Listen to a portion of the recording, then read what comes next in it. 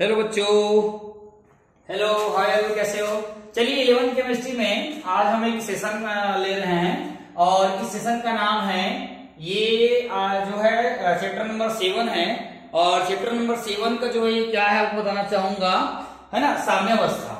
साम्यावस्था में एक टॉपिक है जिसका नाम है बफर विलयनों के पीएच हेतु हेंडरसन समीकरण। समझ में आ रहा है? तो बफर विलयन का पीएच मान क्या होता है उसके बारे में आपको बताएंगे, है ना। और एक समीकरण क्या करेंगे यहाँ पे डिराइव करेंगे। तो समीकरण क्या निकलेगा आपको बताना चाहूंगा। सबसे पहले आपको याद करना है कि किसी दुर्बल अम्ल HA और उसके अधिक आयनित होने वाला कोई लवण लेना है। मान लो हमारे पास HA है ना, और इसका जब आयनन होगा तो H प्लस और क्या बनेगा H, है ना, B माइनस होगा। दुर्बल अम्ल है तो क्या होगा बच्चों, ये हो जाएगा आपका कम आयनन हो जाएगा। और कोई इसका लवण लेंगे तो हम लेते हैं B और A लेते हैं, इसका भी आयनन कराएंगे तो क्या बनेगा B पॉजिटिव और क्या बनेगा A निगेटिव बनेगा, जो कि क्या है एक प्रकार का ये क्या है अधिक आयनन है। ये कम आयनन है और ये अधिक आयनन है। तो अपन बोल सकते हैं कि दुर्बल अम्ल और कोई भी एक प्रबल क्षार जो भी है उसका अपन क्या करेंगे यहाँ पे आयनन करा के देखेंगे तो इस प्रकार का ये प्राप्त होता है। इस प्रकार से अगर मान लो की बात है ना, अगर हम लोग क्या करेंगे इस दुर्बल अम्ल पे, है ना, इस दुर्बल अम्ल पे क्या करेंगे आयनन स्थिरांक या द्रवण प्रतिक्रिया के नियम लगा लेंगे। अगर हम लोग, है ना, तो हम लोग अगर यहाँ पर बफर विलयन पढ़ रहे हैं, मान लो ये अम्ली के लिए है, ठीक है, किसके लिए अम्ली के लिए, तो हम लोग क्या करेंगे हो जाएगा Ka इक्वल क्या हो जाएगा H प्लस आयन और ये हो जाएगा आपका A माइनस का जाएगा आयन और ये हो जाएगा आपका H। हम लोग आपने बताया था कि दुर्बल विद्युत घट्ट जो होता है इस प्रकार से हम लिखते हैं, ठीक है। अब इसमें हम लोग को क्या करना है H प्लस आयन निकालना है, तो इसको इधर ले आओ, ये जाएगा H प्लस आयन हो जाएगा बराबर, ये उधर चला जाएगा, ये जाएगा Ka, ये ऊपर चला जाएगा, ये जाएगा आपका HA और यहाँ पर क्या जाएगा आपका A माइनस हो जाएगा।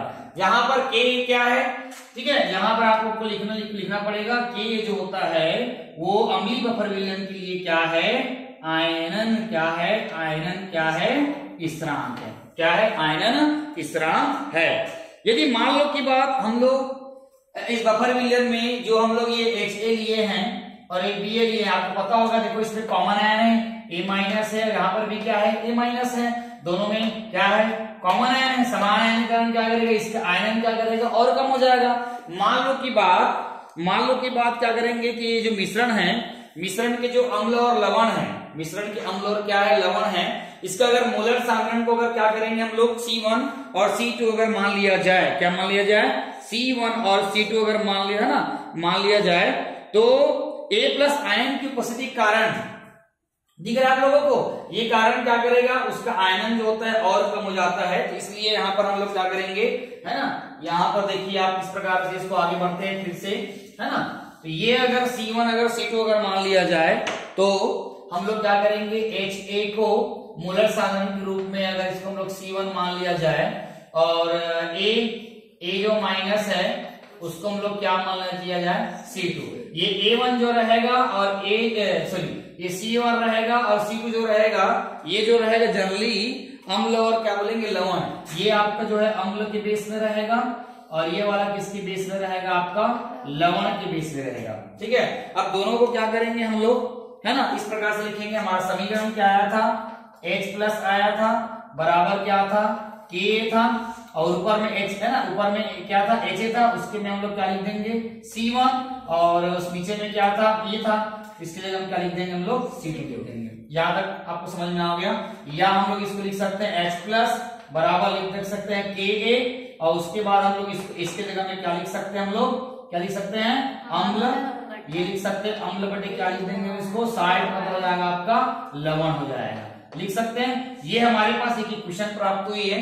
अगर इस इक्वेशन को, है ना, हम लोग मान लो की बात इस इक्वेशन को लोग क्या करेंगे एक मान लेंगे, तो अब क्या करेंगे समीकरण एक के दोनों पक्षों में क्या करेंगे लॉग लेंगे जिसका आधार क्या हो 10 हो। तो ये हो जाएगा log 10 और ये हो जाएगा H प्लस बराबर ये हो जाएगा log 10 और ये हो जाएगा Ka प्लस क्या हो जाएगा log 10 और ऊपर में क्या हो जाएगा एसिड बटे क्या हो जाएगा आपका लवण हो जाएगा। यहाँ तो समझ में आया क्या, यहाँ तो समझ में आ गया। अब ये जो समीकरण जो इक्वेशन जो प्राप्त हुआ है उस समीकरण को क्या करेंगे हम लोग ऋण चिन्ह से क्या कर देते हैं, गुना कर देते हैं।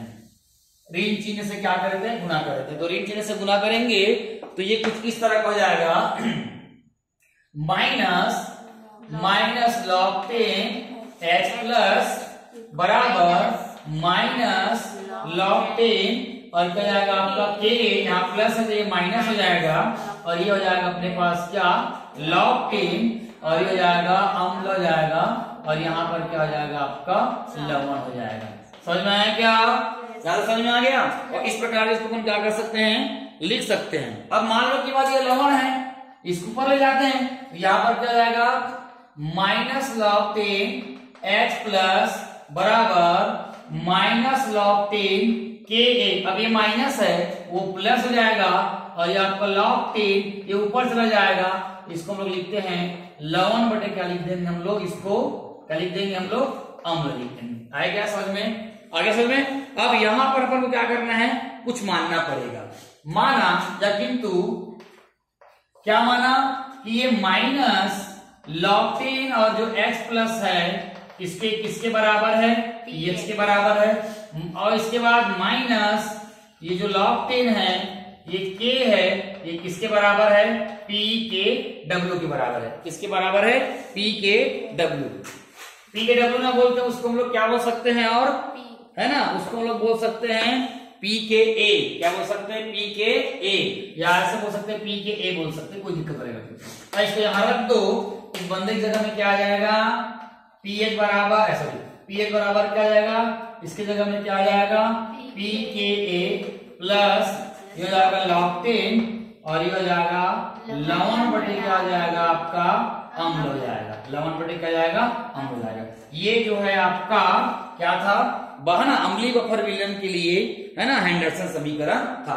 अगर क्षार के लिए करना है, क्षार के लिए करेंगे तो ये बदल जाएगा, POH हो जाएगा बराबर PK, A मतलब एसिड, B मतलब बेस प्लस log 10 और उसके बाद हो जाएगा log 10 लवण बटे क्या आ जाएगा, अम्ल की जगह क्या आ जाएगा, क्षार आ जाएगा। समझ में आ रहा है। तो ये आप निकाल सकते हो। तो अम्लीय बफर विलयन के लिए हेंडरसन समीकरण और क्षारीय बफर विलयन के लिए हेंडरसन समीकरण यहां से आप निकाल सकते हैं। परीक्षा के दृष्टिकोण से बहुत इंपॉर्टेंट है, आता है, एक छोटा सा प्रयास था, इसको आप लोग कर लीजिएगा। ठीक है, तो है ना, आगे आने वाले वीडियो में मेरे साथ बने रहिए, क्योंकि आपको मेरे साथ चलना है। तो क्या करना पड़ेगा, सुपर जीरो से सुपर हीरो बनना है, या बोल सकते हैं बिल्कुल बिल्कुल क्या करेंगे, जीरो से सुपर हीरो बनना पड़ेगा। तो बने रहिए मेरे साथ आगे।